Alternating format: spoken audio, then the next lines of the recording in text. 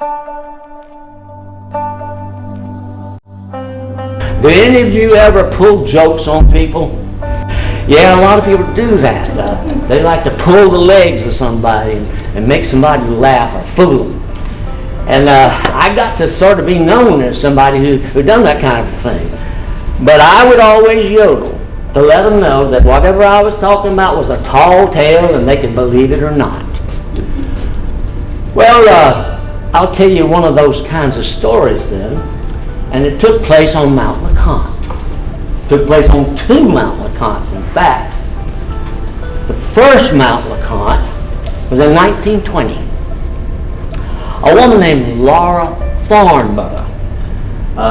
She had a group of people who wanted to hike up to LeConte. Now this was the trail that she wanted to go to. It was the old Rainbow Falls Trail. Rainbow Falls. Anybody ever been to Rainbow Falls? Yes, I bet Jeffrey has, for sure.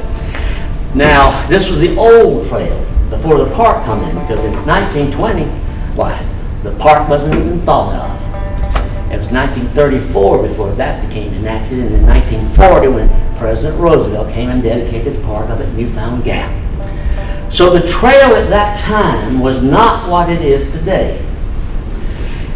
It was a rough trail. Now, Miss Thornburgh went later on after the park had come, and she told how nice it was after the park came and changed things around. She talked about how nicely they had planned it out. And if you just kept on walking and you got up finally to Rainbow Falls, which is, you know who named that? Wiley Oakley. Named it and it stuck. Well, when you got up to Rainbow Falls at that time, or the new time, after the trail was revised and all, you would pass around this rock, and then you're looking, there was them falls, falling up there. And it was sort of had a picture frame of trees on each side, so they had planned it for the views for everybody who would come in the future. But not so when we went that first time in 1920.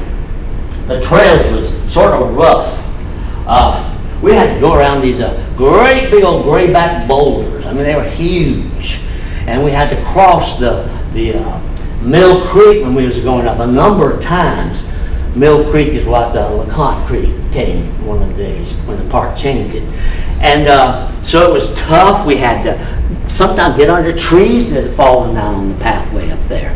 So people would skin their knees, and it was just really tough hiking up to Rainbow Falls and then on up that, beyond it to Mount LeConte.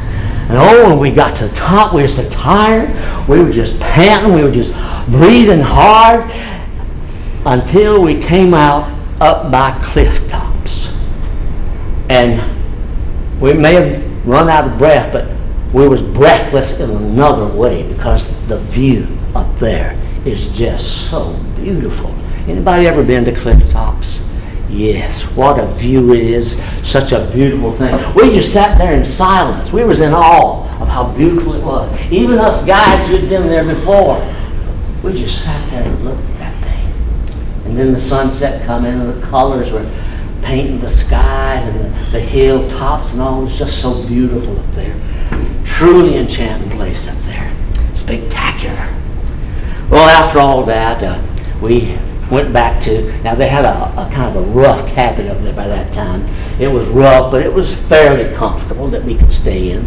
But the best part was that it had a nice big stove in there where we could get warm.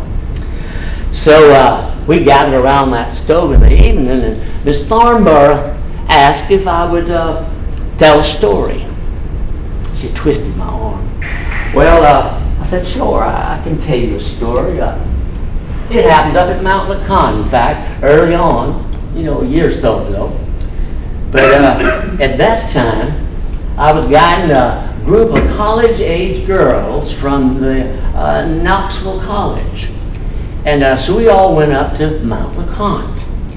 And of course, we did the usual thing. We went to the spring and got water.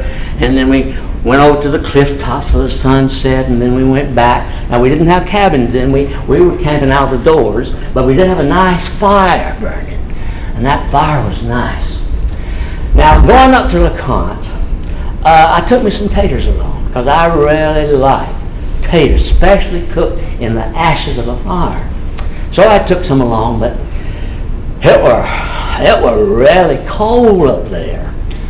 So I realized I better do something about these taters. They're going to freeze overnight. So I decided I better bury them. So I went over to the place where there was a nice big old balsam up there. It was one of those balsam that they call a blister balsam.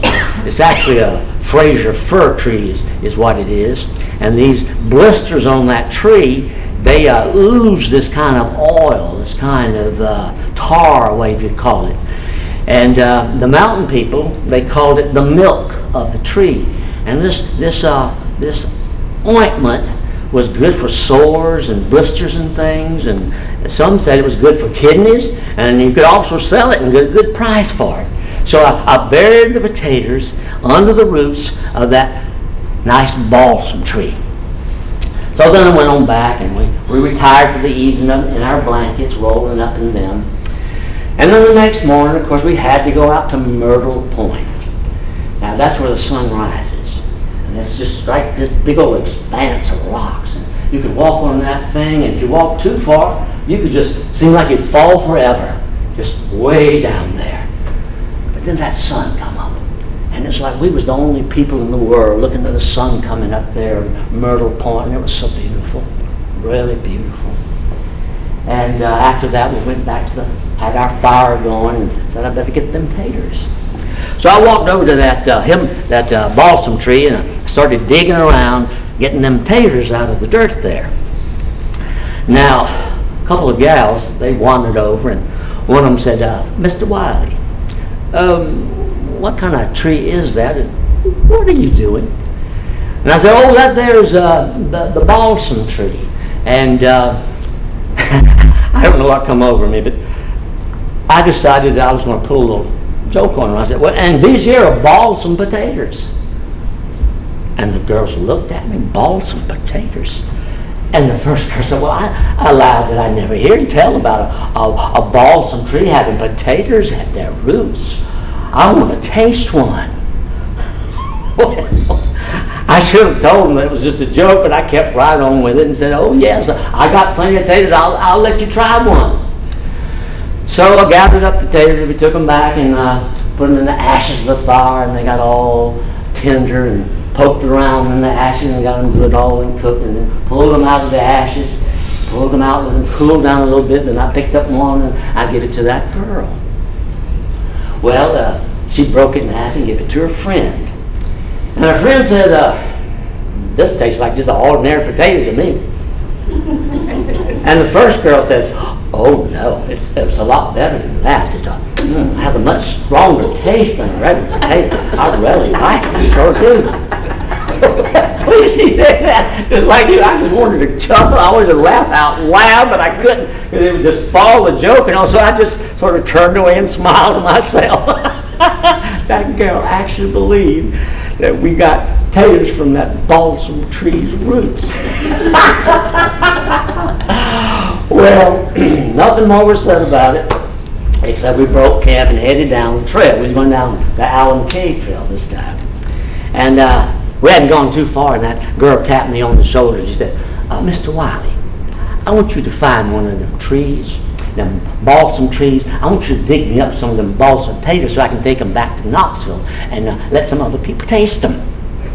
Well, I had stepped in it. I didn't know how to get my foot out, because if I told her it was a joke, she might be insulted and not give me a good tip or something. So I said, well, I'll just carry the joke on a little bit more. And I said, well, okay, now we're going to have to look for a she balsam tree. That's what the mountain folk calls the blister tree. I mean, they really did. They called it the she balsam. And part of the reason was they called it the she balsam because it had that milk coming out. And of course, it had balsam potatoes on it, so that was the she balsam tree. And I guess the mountain people figured that the she balsam tree would be lonely, so they named another one, that category of trees, and it was called the spruce, the red spruce. They called it the he balsam. And of course, that he balsam It didn't have no milk coming out and didn't have no taters at its roots either. So I told her all that, said, but I will keep my eye out and see if we can't find you a she balsam tree. Well, of course I kept my eye out just like I promised, but I never could spot one of them she balsam trees. The guy was a little bit disappointed. But the trip down was really good. You know, we went down, what was it, that steep, that place, that real narrow place you have to go down with that big view off the side. Looking down, that's Huggum's Hell. And guess who named Huggum's Hell? Wiley Oakley, because I got lost there as a teenager. And not lost, but we flooded out. And it was so hard to get through those trees down there, those rhododendron, I called it Huggum's Hell. And the name stuck. Well, we went on down, we finally got down the trail to where Alum Cave was. It's not really a cave, of course, it's more of a rock shelter kind of a thing.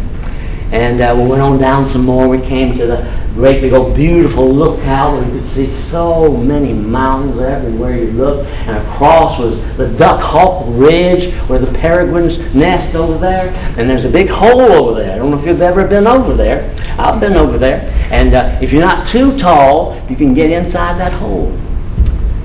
So I pointed those things out as we was going along. And then I took them down by what is now called Arch Rock. Arch Rock. You ever been through Arch Rock? If you've ever been up the Alum Cave Trail, you've been through Arch Rock. Now, my granddaddy, Leonard Henderson, he's the one that first told me about it. He said, Wiley, there's a queer cavern up there, and it's by the river there, and if it's raining outside, you can be there fishing, and you can cast your line into the river there, and you won't get wet.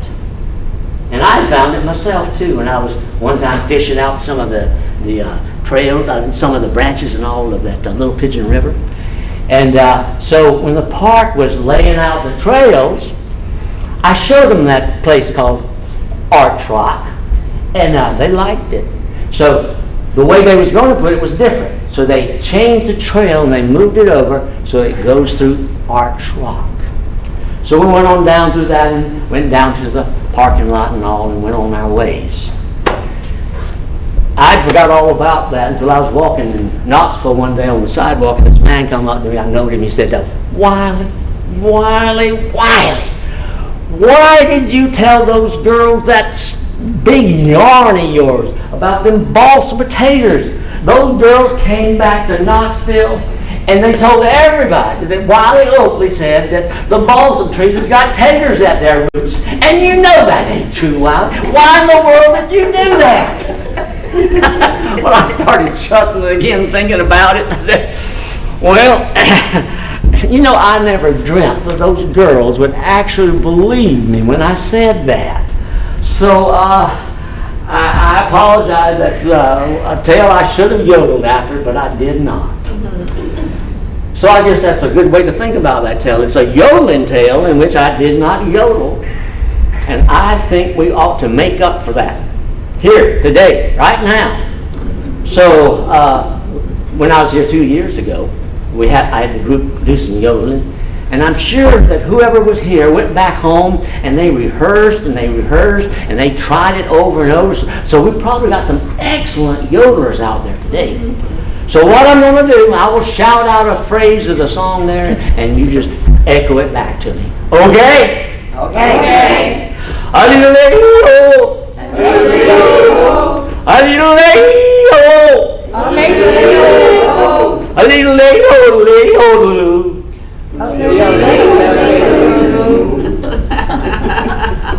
We'll just keep working on that, shall we? But you know what? On to the next topic. I bet that everybody out here has got a stocking full of stories about your favorite holiday, Christmas.